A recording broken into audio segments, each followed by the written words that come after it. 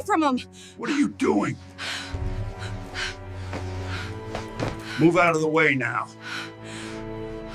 You know, there's a sound a biker knows, a deep, distant thunder that just vibrates in your chest.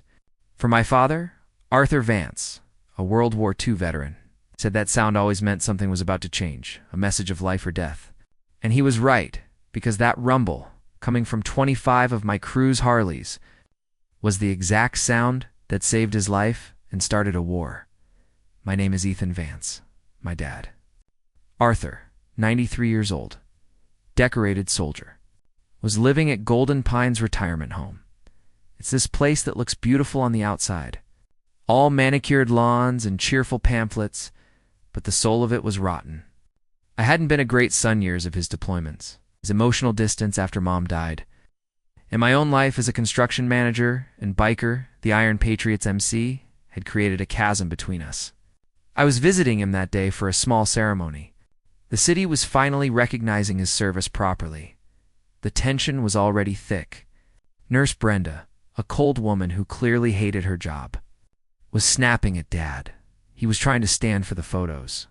His medals, the Purple Heart, the bronze, star clinking softly, but his shrapnel-damaged legs just wouldn't hold him.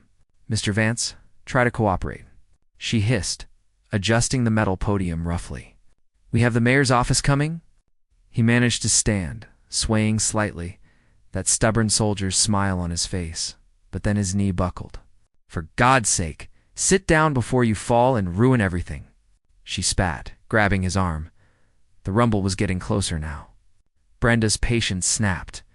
She was hysterical. "Get up now," she demanded. When Dad couldn't, struggling against the chair, she did the unthinkable. She moved behind him and kicked his wheelchair away. Dad lost his balance completely and crashed hard to his knees. A war hero on the floor, his medals scattered around him like useless trinkets. The room went silent, and that's when the doors whooshed open. 20-5 of us. Leather vests, heavy boots filling the lobby. I saw it all, Dad kneeling, one hand pressed to his chest, the medals on the tiles, and Brenda standing over him, her foot still slightly raised from the kick.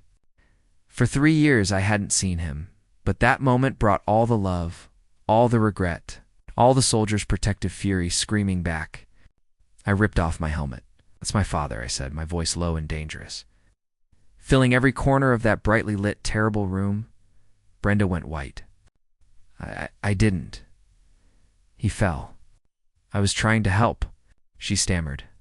"I saw what you did," I told her. We all saw. Rector Collins, a harried woman with anxious eyes, rushed forward, hands out. "Please, let's not escalate." Brenda made a mistake. A woman from my crew, Sarah, stepped forward, her braid swinging. A mistake? Kicking a 93-year-old veteran is an assault, not a mistake. I knelt down beside Dad, ignoring everyone else, gently picking up his medals. "You okay, Dad?" He nodded, his hands shaking, not from age, from the humiliation of being seen like that. I helped him back into the chair, the silence stretching unbearably. I turned to Collins, my voice quiet but still. "How many mistakes has she made when no one's watching?" I knew the truth was worse. I gave Collins an ultimatum. "You have until tomorrow morning to make this right. File whatever reports you need to file. But if I find out you've swept this under the rug, we ride through this town every day. We talk to people, and we remember." I wheeled Dad out, surrounded by my crew. A protective wall of leather. Later in Dad's room, the real story unfolded. Mrs. Lopez, an elderly resident, slipped in. Her face etched with fear, showing me faded bruises. "She's been here 2 years," she whispered. "Rough handling, cold food, missing jewelry. If we complain, they threaten the memory care unit, locked doors, heavy sedation. No visitors come there." My heart froze. This wasn't one bad nurse. This was systematic abuse protected by Silver Care Management, a massive corporation that prioritized profits over people. "We go to the police," I said. Dad stopped me. "No, son. They have lawyers, good ones. We go to the press with old people's stories, and no proof. They call us crazy. This needs a plan. He was right. The soldier was still the master strategist. We build a case, he said, together. That moment, right there, was the turning point. The son who left finally learned how to fight for his father. My crew, the Iron Patriots, became Arthur's army. For the next few days, we were highly visible visitors at Golden Pines. We recorded everything, Mrs. Lopez. Mr. Chen, whose family heirloom bracelet vanished, and for others, gave me tearful, detailed testimony. I compiled it all. It's a raw footage of suffering that corporate lawyers couldn't dismiss. I contacted Laura Chen. A journalist I knew covered veteran affairs and gave her the entire file. We were ready to go nuclear. The city tried to salvage the ceremony Saturday morning. They built a stage. The mayor showed up, but the press was everywhere. And the crowd?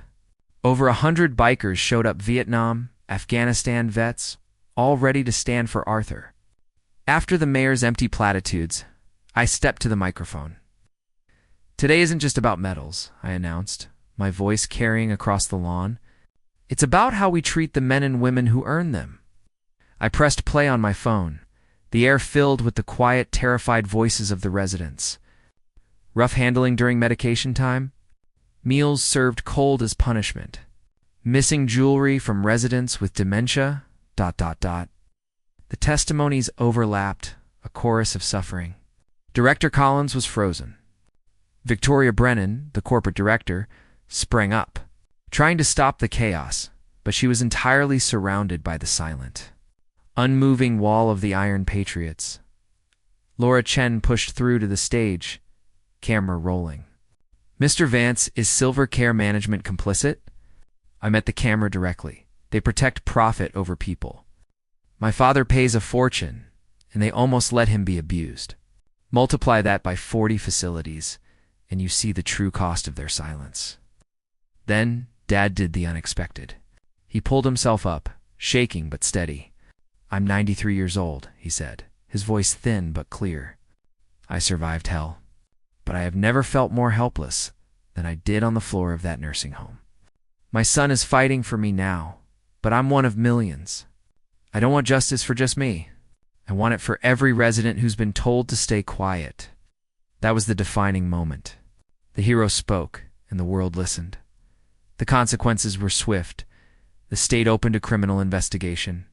Nurse Brenda and Director Collins were arrested within days. Silvercare's stock plummeted, losing millions. The facility lost its license. The system that had protected them for so long collapsed under the weight of the truth, but the real change was internal. Dad was fading fast now, his mission complete. He died peacefully 2 weeks later, not in the cold facility, but in a hospital bed. Surrounded by the people who loved him, his soul finally at rest. He left me a letter, apologizing for his distance, admitting his regrets. I was just too broken to see it, he wrote. But I see it now. You became exactly the man I hoped you'd be. You don't fight because you hate what's in front of you. You fight because you love what's behind you. Today, that old nursing home, thanks to the settlement funds and the sheer will of the community, is now the Vance Veterans Center. It's run by veterans, focused entirely on dignity and open access. No locked doors, no silenced residents. My dad's legacy wasn't just in the medals. It's in the culture we rebuilt. I still ride with the Iron Patriots, but now we're Arthur's army. Visiting facilities, checking on veterans, ensuring no one ever feels that shame, that isolation. Again, my father spent his life fighting for strangers. I spent a few weeks fighting for him, and in doing so, I finally learned what it meant to be his son. I want to hear from you. Do you think the corporate executives who protect abusers should face the same criminal charges as the abusers themselves? What do you do to protect the most vulnerable people in your community? Let me know in the comments below. I read every one. And if this story means something to you, please hit like and share it. We need to keep making noise for those who can't speak for themselves.